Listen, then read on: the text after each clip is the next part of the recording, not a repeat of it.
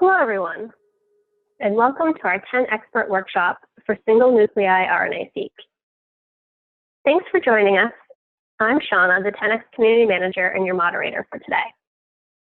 Before we get started, let's go over some quick housekeeping items. Our 10x-perts we'll introduce in a minute will be giving a presentation followed by an open Q&A session.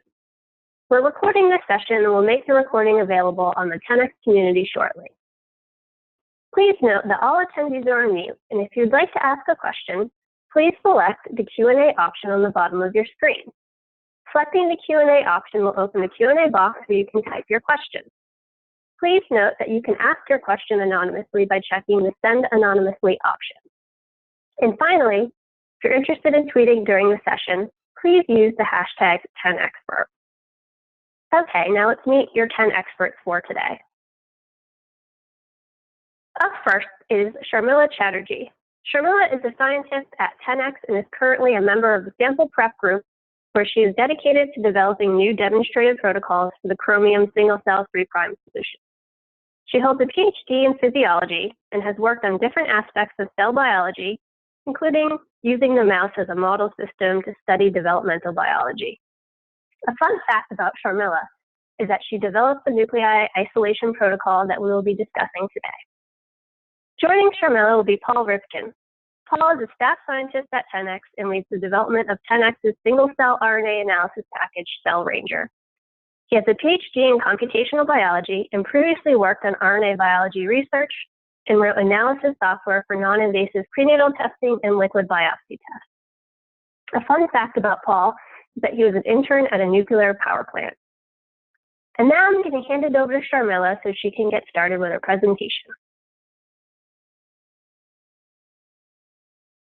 Good morning, everybody. Thank you for joining us this morning. The agenda for this morning is to go over why we're interested in single-nuclei RNA-seq. I'll go over an overview of the nuclei isolation protocol and the best practices that we recommend when following this protocol. Overview of the single-nuclei RNA-seq analysis with using the Loop Cell Browser demo and a nuclei dataset. And finally, we'll leave plenty of time for some Q&A, so please use the function to submit your questions. So why nuclei? Using nuclei allows us to cell atlas without really using actual cells. There are certain cell types that are fragile and are difficult to work with. And when I say difficult, it means these cells are difficult to bring into a clean single-cell suspension. In such instances, using the nuclei protocol might be a way to analyze or study these samples. It also expands applications of droplet-based single-cell genomics. It's a possible solution for archived samples, which tend to be damaged. Also, tissue samples that are difficult to dissociate. Tissue dissociation requires a lot of optimization, and each tissue is unique such that there has to be different dissociation protocols for them. For all of these instances, isolating nuclei and running them through our 10x chromium single-cell 3' V2 solution is an option. It's also useful to profile complex tissues and organs where nuclei can be isolated but not whole intact cells. And so in cases where tissue dissociation yields cells that are damaged, or a sample that results in a lot of debris and ambient RNA, it would be better to use the nuclei isolation protocol and get a cleaner, better quality sample to get the high quality data that a user expects. It's also a future potential for clinical samples. And it can also reveal molecular genetic regulatory mechanisms that are specific to the nucleus, which cannot be obtained from using whole cells. Now, to run single nuclei, we have not made any changes in our system. We're still using our existing Chromium instrument and the existing single-cell reagent kits. We have internally seen that using the Chromium solution enables scaling of nuclei to 10,000 nuclei per sample, and it also removes the need to optimize the DropSeq protocol. The protocol that we have, the demonstrated protocol that we have generated is quite specific for our system to generate a clean, good quality sample that is compatible with our single-cell 3' solution. It also helps to resolve biological samples. These nuclei samples are equivalent to, but slightly different than single-cell. When we compare single-cell RNA-seq data to single-nuclei RNA-seq data, we see similar cellular heterogeneity. However, we do observe more intronic and antisense RNA mapping. And also there is limited nuclear polyadenylation, which means in some samples, we might see fewer genes detected. And this is okay. This does not mean the sample is bad or the data is not useful. In some cases where isolating cells might be difficult and it becomes impossible to get a sample that is clean and debris-free, going through this nuclei isolation route might be the way. Let's go over the key points or the major steps on how to isolate nuclei and what are our best practices that we recommend when using this protocol. So we have developed a series of 3 protocols for isolating nuclei, and these 3 protocols are from 3 different sample types. We've used cultured cells, fresh embryonic mouse neural tissue, and fresh adult mouse neural tissue. In-house, we have tested JURCATS, which is a human cell line. It's a suspension cell line. We have tested 293Ts, which is human adherent cell line, NIH3D3s, that is a mouse adherent cell line, normal PBMCs, human cells, and we've tested the embryonic E18 mouse combined cortex, hippocampus, and ventricular zone as a tissue type, and also the adult mouse combined cortex, hippocampus, and ventricular zone. If you have seen the protocol, you must have noticed that the lysis protocol for all of these samples that we have put up in our demonstrated protocol is similar with minor variations in them. And we expect that the lysis protocol will be compatible with many, but not all cells or tissue types. All cells and tissues are unique and they all require their own individual optimization. And so even in this instance, we expect that additional optimization may be required for the preparation of the cell or tissue types that are particularly sensitive to suspension composition. Also, based on handling techniques or the way the tissue has been previously stored or cryopreserved, further optimization might be required. So, what are the important considerations that we need to keep in mind when using the nuclei isolation protocol? We have suggested a few best practices in our demonstrated protocol, and these best practices are in respect to cell lysis, washing, debris removal, counting, and concentrating the nuclei from both single-cell suspensions as well as neural tissue in preparation for use in our 10x genomics single-cell 3' V2 solution. The aim for these best practices is to minimize the presence of nuclear aggregates, dead cells, cellular debris, cytoplasmic nucleic acids, and potential inhibitors of reverse transcription. All of these dead cells, cellular debris, and aggregates prevent the generation of a good quality sample and prevents good data being generated out of this 10x single cell platform. As I mentioned earlier, all samples are different, and each sample requires its own optimizations. Similarly, the protocols described here are expected to be compatible with many, but not all, cell or tissue types. An additional optimization may be required for the preparation of cell or tissue types that are particularly sensitive. Also, preparation of single cells or isolation of nuclei directly from solid tissues or cryopreserved samples will require additional optimization steps based on the tissue type as well as based on the method of tissue storage and preservation.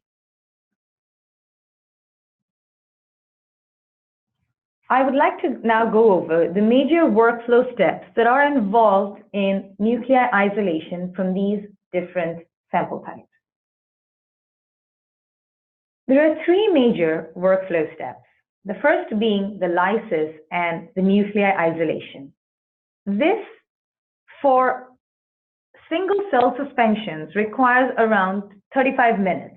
This also includes washing steps post-lysis. However, there are further additional steps that we recommend using after lysis, such as the myelin removal, as well as the density gradient centrifugation. In case of when we use samples such as the embryonic mouse brain tissue, we used an additional step, the myelin removal step. The embryonic mouse brain has myelin, and post-lysis, the removal of this myelin helps to clean the sample up, make it debris-free, that generates higher quality data. In the case of an adult mouse brain tissue, we added another step, and that was the density gradient centrifugation step. And this helps to clean the samples up further. All of these steps require additional time. Myelin removal adds around 45 minutes to the entire protocol, and adding the density gradient centrifugation adds another 60 minutes. When we did the myelin removal step, we used Miltenyi Biotech's myelin removable beads to remove myelin. And we also used Sigma density gradient centrifugation. We used Sigma reagents to perform the density gradient centrifugation. Though we did this on a tabletop ultracentrifuge, it can also be done on a swinging bucket rotor centrifuge.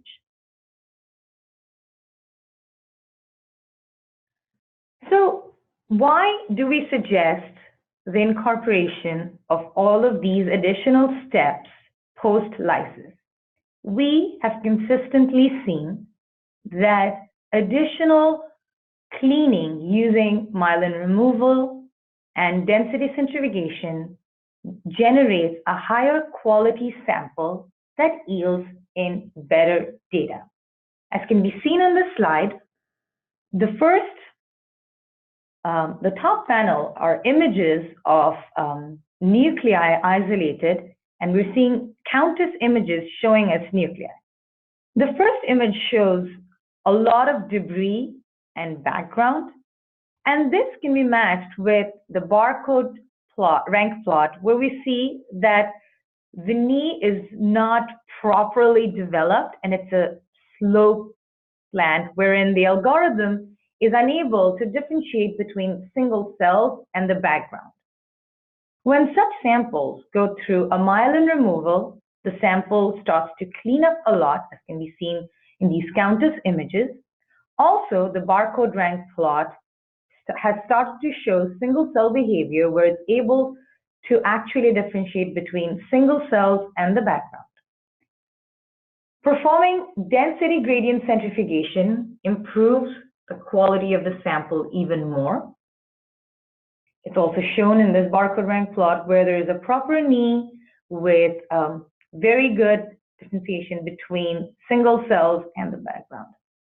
And adding these steps also translates to the other metrics that we see when running the single cell 3' V2 solution.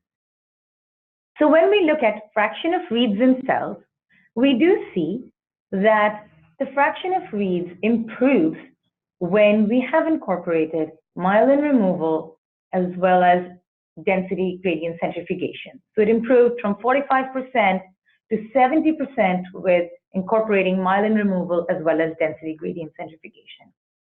On the other hand, we do observe that there is a decrease in reads mapped confidently to transcriptome as well as mapping to the exonic regions. And this is expected with nuclei samples, but as long as we are able to detect the genes and form the cell clusters, this results in good data, the kind of data that users would like to see. So when we take a look at Loop Cell Browser, we see that we are able to detect all these different markers and cluster cells based on these markers. We can detect excitatory neurons, inhibitory neurons, astrocytes, oligodendrocytes, and radial glial cells.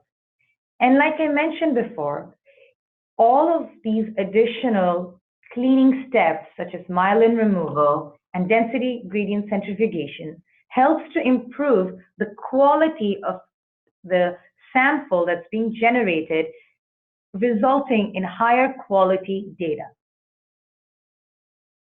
So additional points to consider when using this nuclei isolation protocol are, there are a lot of different places where optimization can take place. One of the most important places to optimize is the lysis time.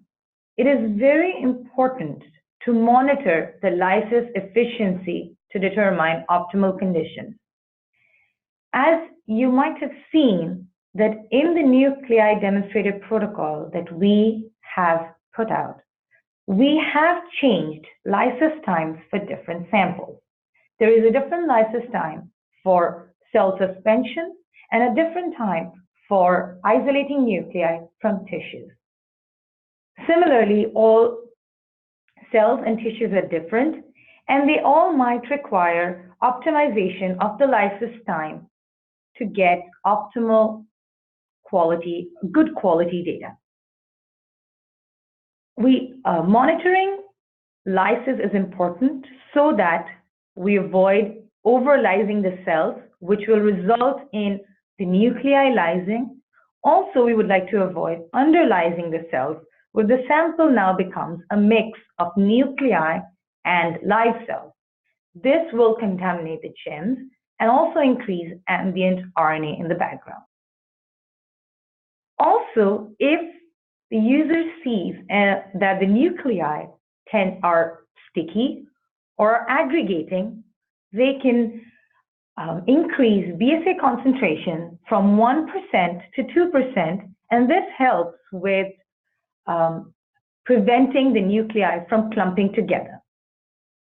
Other places where optimization might be required are centrifugation times and speed. Different cells are happier in different centrifugation speeds because the different cells have different level of fragility. Also, we do not want to have very high centrifugation speeds and times because this might result in damaging the nuclei and causing these nuclei to burst, releasing ambient RNA into the solution along with generating just debris. Also, we do not want to have very low speeds such that the nuclei do not effectively pellet down and there is loss of nuclei when performing the nuclei isolation protocol. When working with a new sample type, it is recommended that you save the supernatant and count the nuclei in the supernatant so as to gauge if there has been a significant loss while centrifuging the samples. Also, the user can optimize the density gradient centrifugation. We do recommend using the density gradient centrifugation to clean up the samples. We, in our protocol, have recommended the sucrose gradient protocol using the tabletop ultracentrifuge. However, based on volume and availability, one can also use the swinging bucket rotor centrifuge. One can also use the OptiPrep if one is comfortable with it and has already used it, and both of these methods are used to clean up nuclei. We do not recommend mechanical disruption of cellular membranes, since this is difficult to control for time and pressure between users and also between cells and different cells and tissue types. Also, we do not recommend reducing the concentration of BSA in the nuclei wash and resuspension buffer. As you might have noticed that for the nuclei isolation protocol, we recommend using 1% BSA, which is higher than the 0.04% BSA that's recommended for the single cell protocol. This higher percentage of BSA is required to prevent nuclei from aggregating. Therefore, it is also not recommended that you replace the nuclei wash and resuspension buffer with the PVS and 0.04% BSA. Temperature is also a key factor. It is important to keep the nuclei cool, so maintaining samples on ice during lysis and also using centrifuges that have been previously cooled down helps prevent nuclei from bursting as well as aggregating. Also, it is not recommended to start with an improperly stored tissue. Improperly stored tissues have already started going through some amount of decay and degradation, and using such a sample as starting material to isolate nuclei does not result in very high quality sample.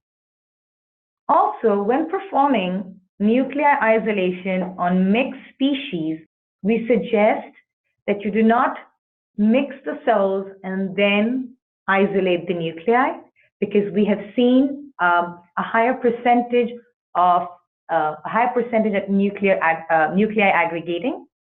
It is recommended that one isolates the nuclei from the different species and then mixes the nuclei to perform mixed species samples.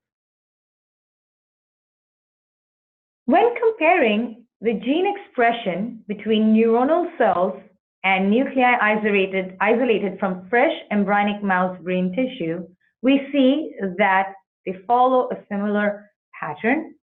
As can be seen here, the top two panels are replicates of neuronal cells, and the bottom two panels are replicates of nuclei isolated from embryonic mouse brain tissue.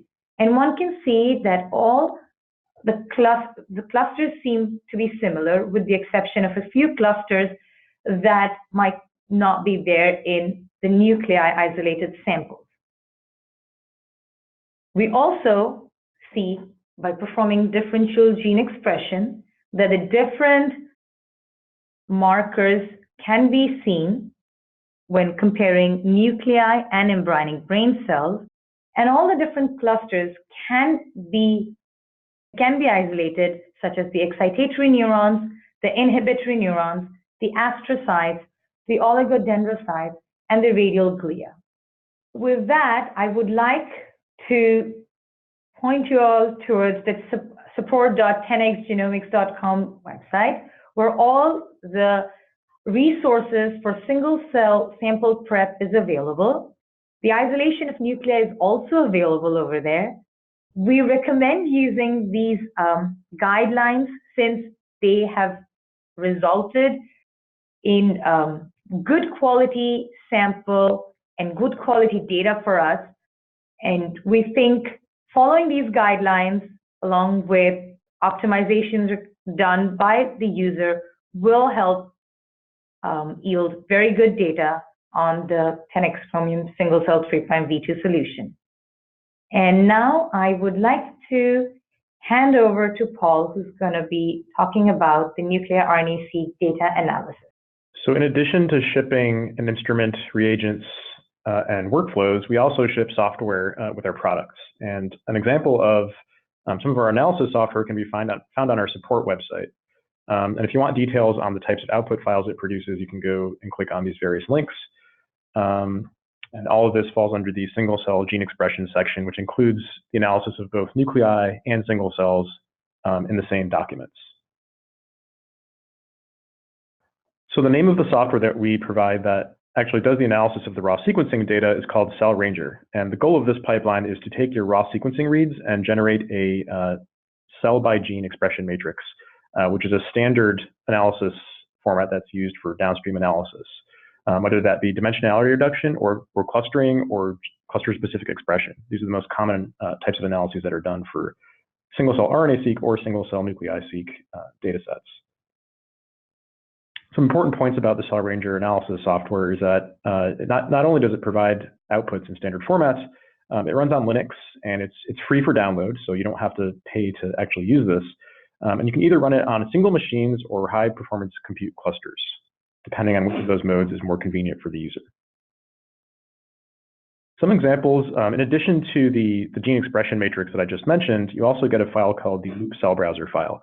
And this goes along with another tool we provide called Loop Cell Browser. This tool is not specific for nuclei analysis. This can be used for either single cell or single nuclei analysis. And essentially, Cell Ranger doesn't actually distinguish between the two types of analysis. So Loop Cell Browser is available for Windows and Mac, and you can download it. Again, it's free for download at our website.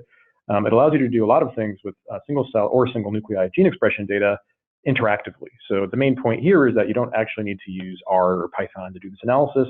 This type of analysis is available to people who don't have a programming background.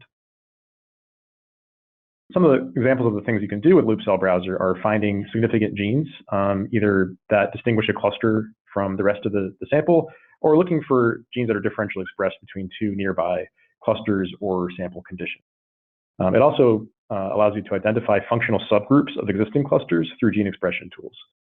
And once you've done all that, you can create, save, import, and export custom clusters and custom gene lists for analysis in other tools. For example, if you want to then go into R or Python and do your own analysis, you can start with Loop and then go into those tools later. And just to reiterate, this tool is free for download from our website.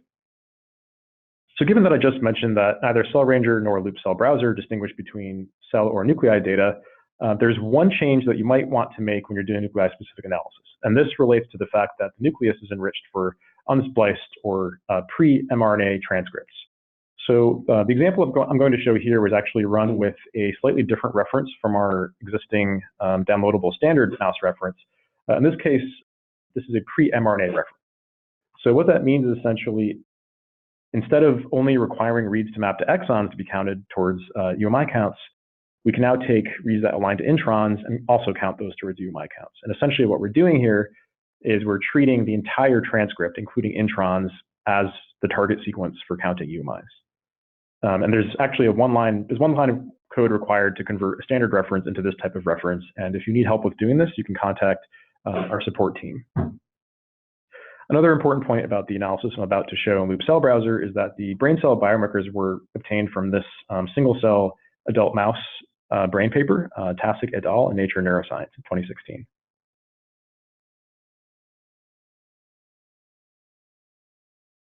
So now I'm going to take us over to the actual Loop Cell Browser app.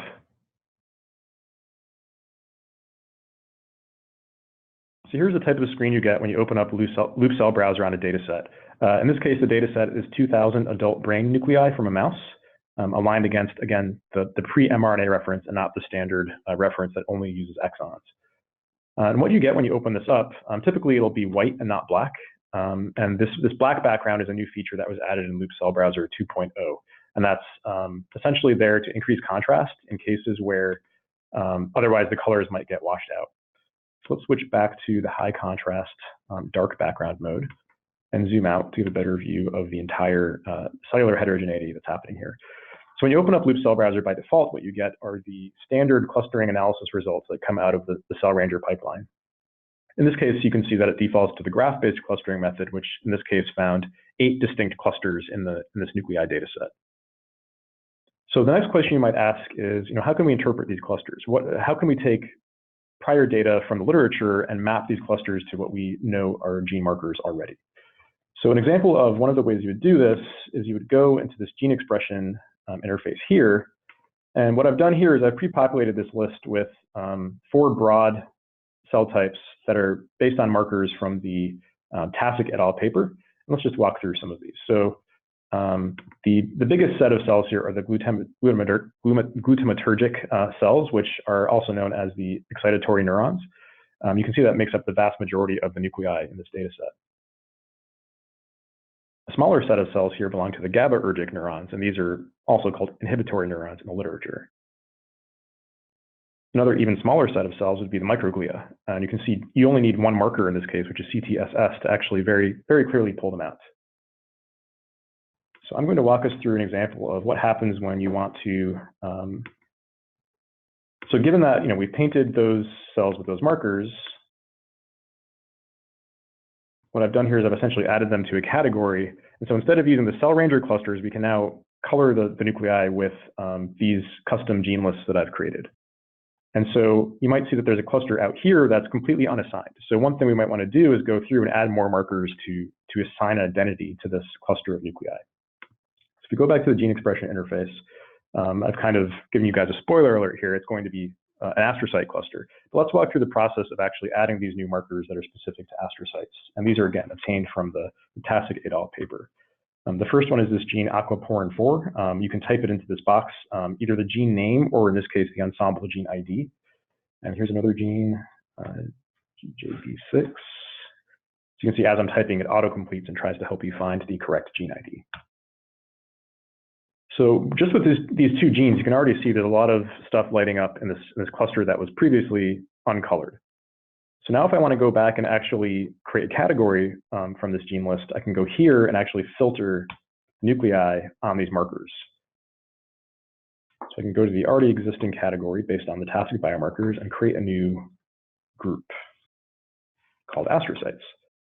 So if I save that, it takes me back to the category list where you already have the 3 clusters that existed plus the one that I've just added for astrocytes. So this is the process that you'd go through if you want to actually take the unbiased heterogeneity that you see from the t-SNE plot, which is what we're looking at, and try to identify what the actual cell types were that these nuclei originated from. So another really exciting thing you can do with this data type is, given that you can label some of the cells with these known cell types, you can see that even among the excitatory and glutamatergic neurons, you can see that there's other clusters all painted with the same broad cell type.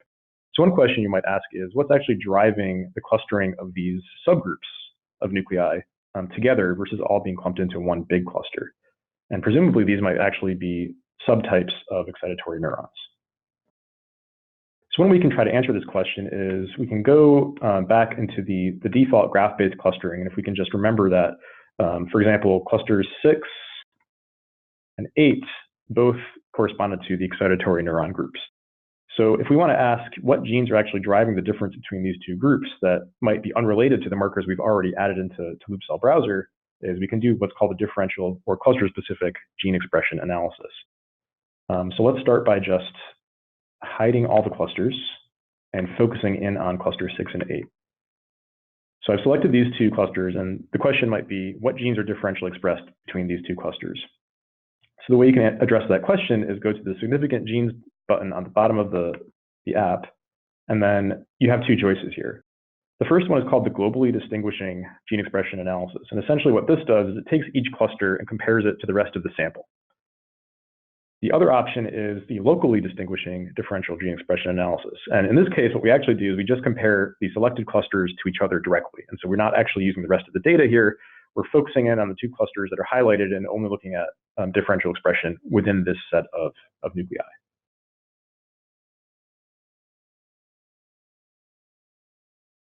So I've clicked on the local gene expression analysis, and what we're looking at now are the results of that analysis. And Loop Cell Browser will actually give this to you in a few different forms.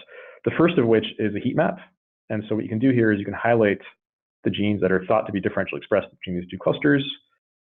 And the other view is this gene expression table, which at the top shows the most differentially expressed genes, sorted by p-value. So what we can do is we can go back to looking at what's actually in these clusters. So this gene on top, you can see that it's clearly differentially expressed between what were clusters 6 and 8. It's pretty much off in this top cluster of excitatory neurons. So if you want to go further down the rabbit hole, what you can do is go and look at these biomarkers and try to understand from the literature what, if anything, other groups have said about these biomarkers. And a few different ways to do this are to either just search for the genes through the literature, which is the most straightforward approach, or you can go and do certain things like pathway analysis. Loop Cell Browser won't do this for you. There are ways to export these genes and use them in other tools. Some examples of ways you can do this would be in R. There are a lot of gene ontology-based analysis packages. And there are also some web tools, like the venerable NIH David tool, for example, is one where you can basically just paste in a gene list and it'll tell you which pathways are associated with those genes. So given that I've mentioned that you can export this list of differentially expressed genes, let's actually talk about how you would do that. So before you export, you have some options here that were newly added in Loop Cell Browser 2.0.0. The most important one is probably this, how to filter the number of genes that you would actually get. So let's actually export all the genes.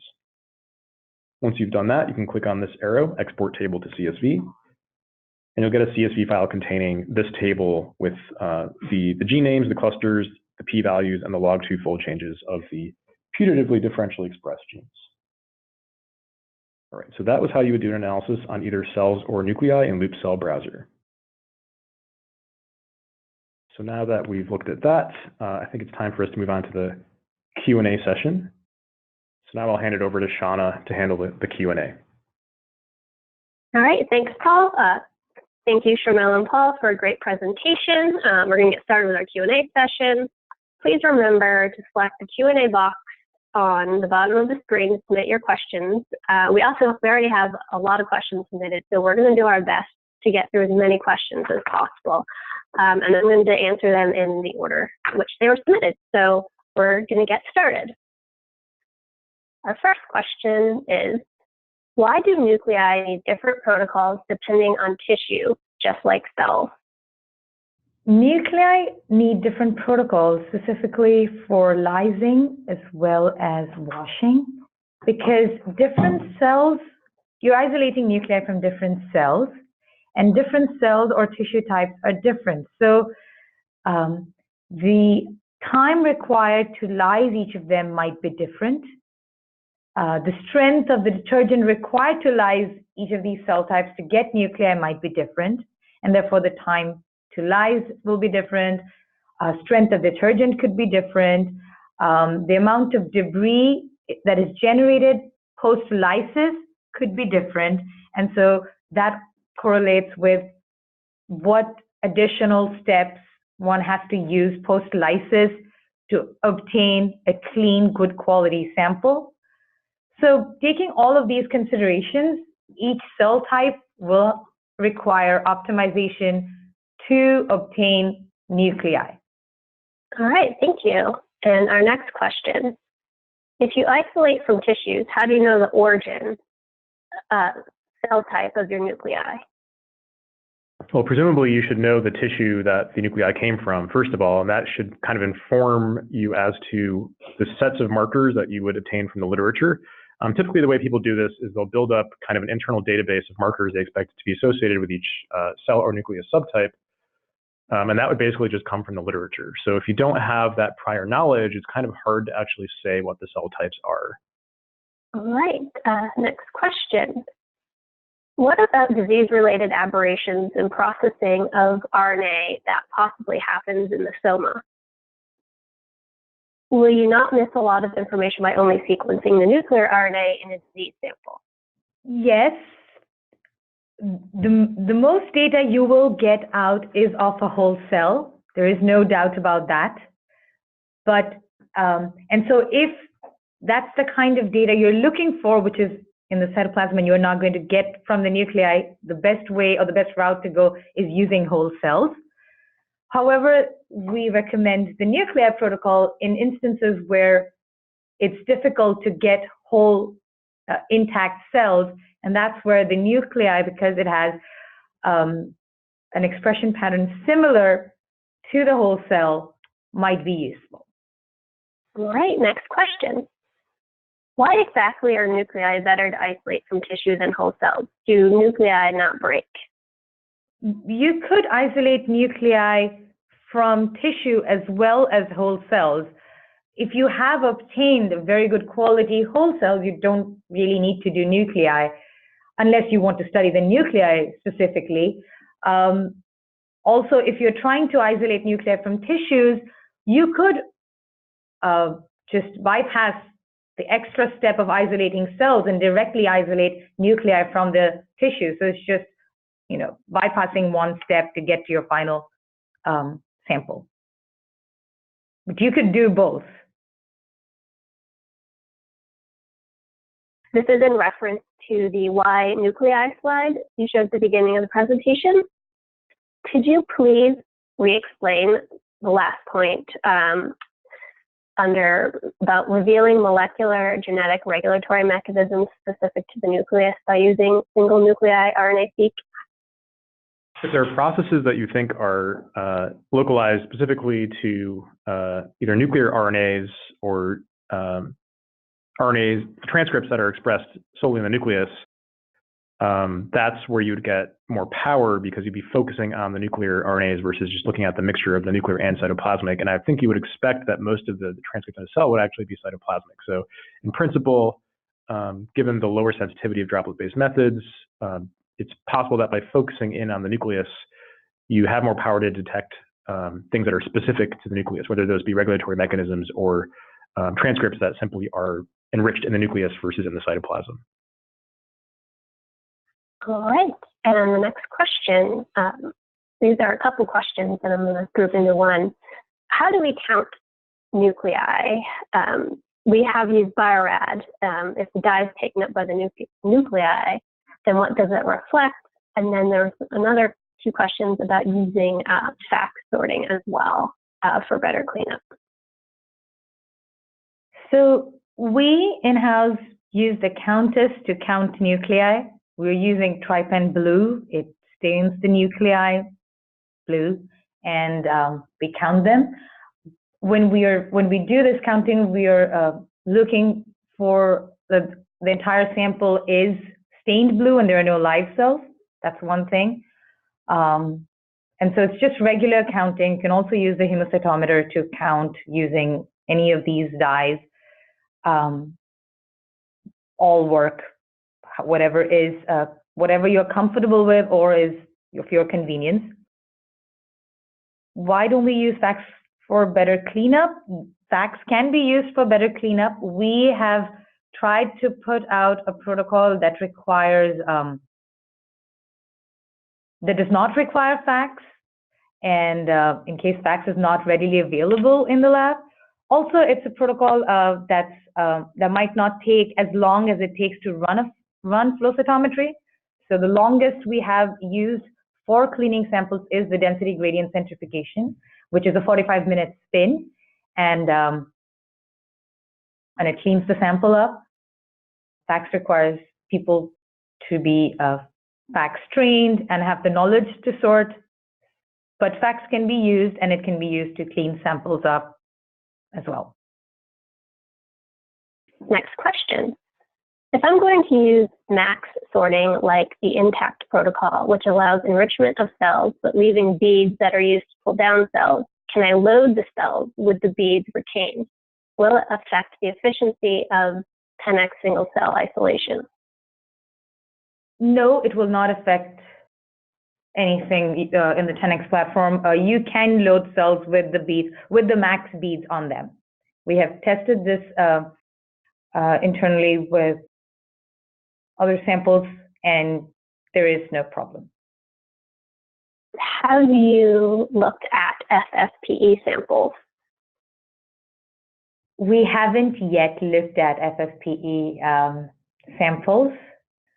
We are working on flash frozen samples to isolate nuclei from that, but we haven't done anything with formalin fixed or paraffin embedded samples. And we will be working on that in future, and hopefully we can get you some protocol in the near future. All right. And the next question is, so what evidence do you have that mechanical disruption is more variable than the trituration that you use in the protocol? So we have tested mechanical disruption. In this instance, we have tested it by passing cells through syringes of different gauges to lyse the cells up and obtain nuclei. And the result was not consistent. One, it did not yield 100% nuclei isolation in every time. So there would be fractions of cells that would stay back as whole cells, or we also observed that the amount of background was much higher, with a lot more debris, and the barcode rank plots weren't as clean as we expect or we would like it to be.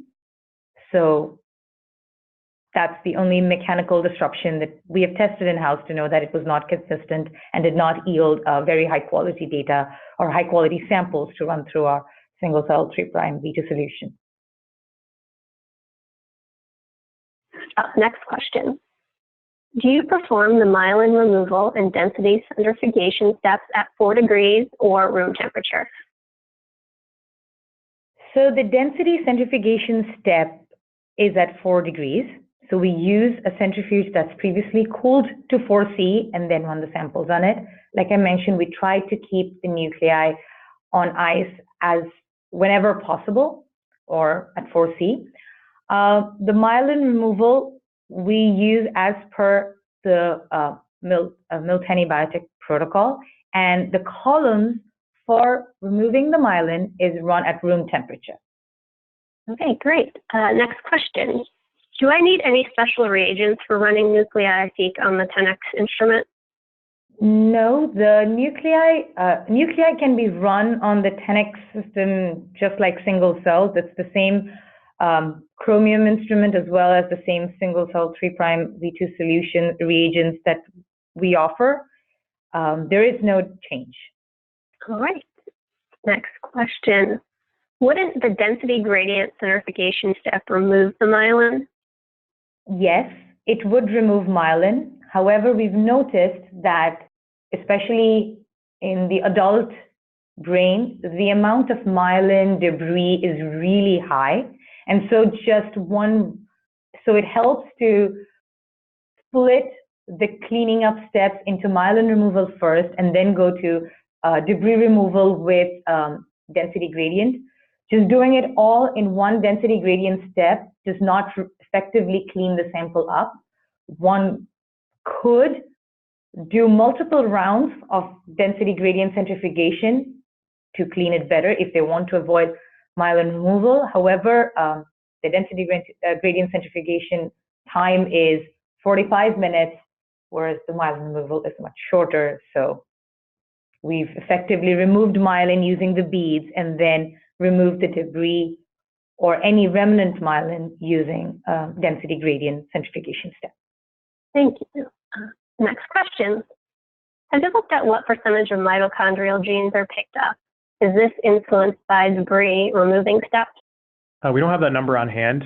We can get back to you on that. I will say that we have 2 nuclei datasets available on our website. So if you want to look at the fractions of mitochondrial genes in those datasets, you can actually get those gene expression matrices and do that.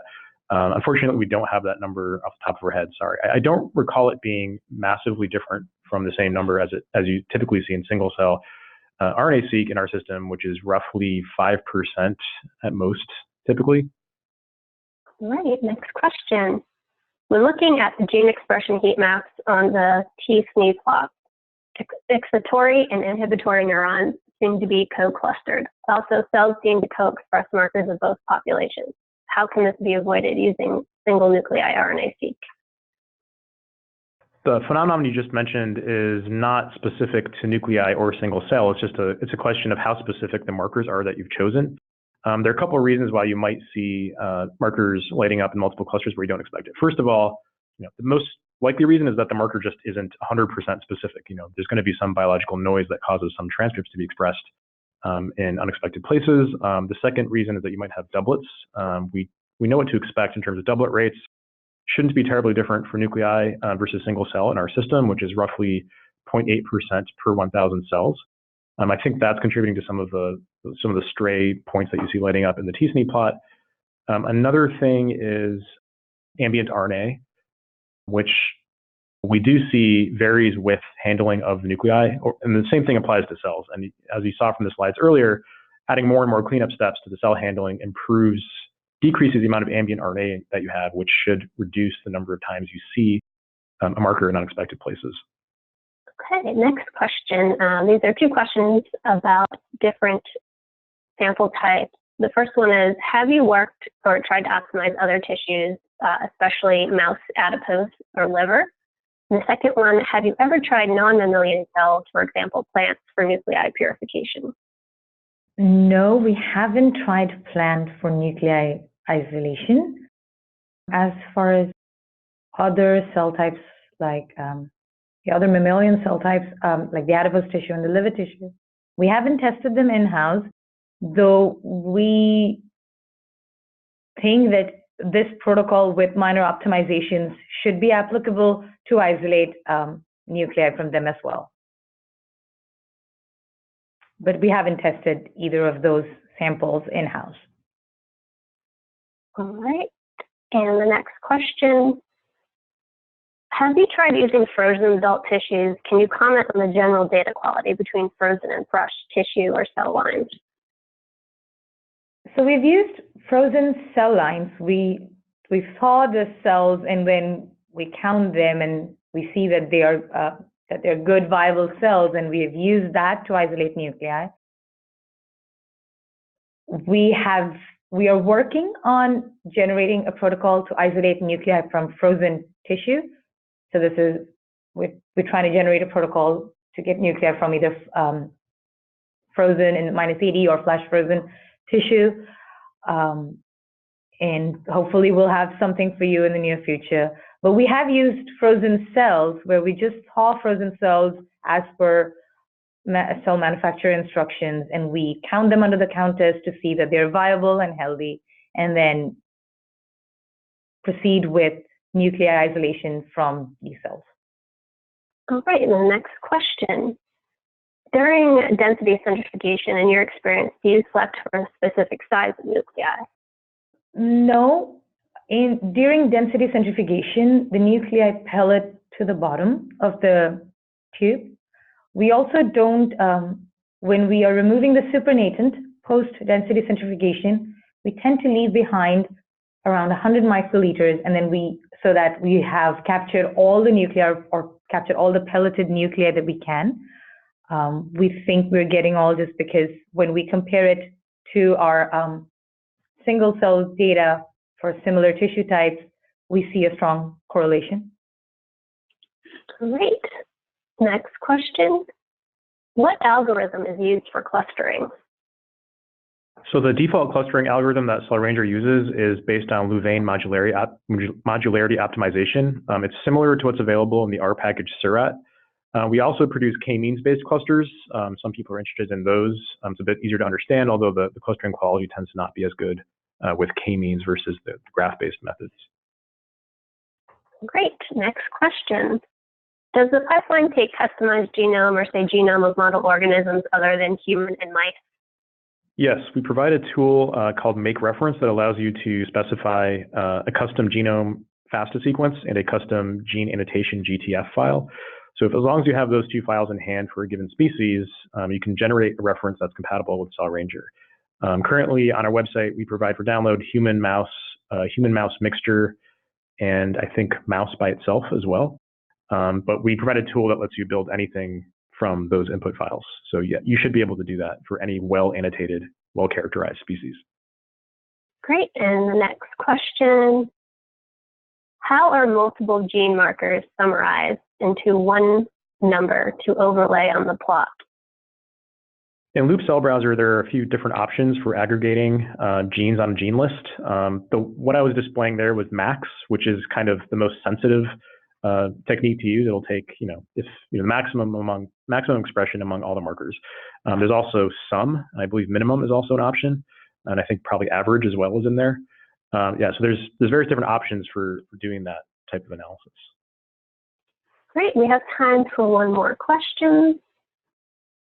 Have you tried this Nuclei method with your VDJ assays, T and or B cells?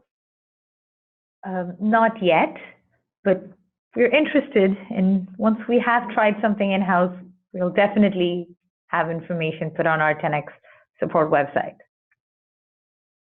All right, great. Thank you. That about wraps up for today. Thank you to our 10 experts, Sharmila and Paul, and to our attendees for some great questions. We'll be posting a recording of this session on the 10x community shortly. And since we had a lot of questions come in, I apologize we couldn't make it to them all. So if we didn't get to your question or if you have a follow-up question, we urge you to post it on the 10x community and our single cell forum at community.10xgenomics.com, and one of our 10 experts can take a look at it there. So thank you very much and have a great rest of your day.